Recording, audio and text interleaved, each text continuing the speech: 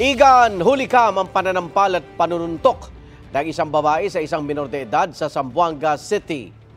At base sa kuha ng CCTV, naglalaro sa isang computer shop sa barangay Tumaga ang 14 anyos na binatilyo nang dumating doon ang babae. Kinumpronta niya ang binatilyo hanggang sa nauwi ito sa pananakit. Nagtamo pa ng bukol sa ulo ang binatilyo. At base sa investigasyon, gumanti lang daw ang babae sa pananakit umano ng binatilyo sa kanyang anak nang mag-away sila. Ayon sa barangay, under probation pa ang babae dahil sa dati ng kaso ng pananakit at pagbabanta.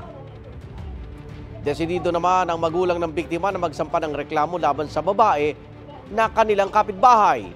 Hawak ngayon ng pulisya ang babae at wala siyang pahayag sa media.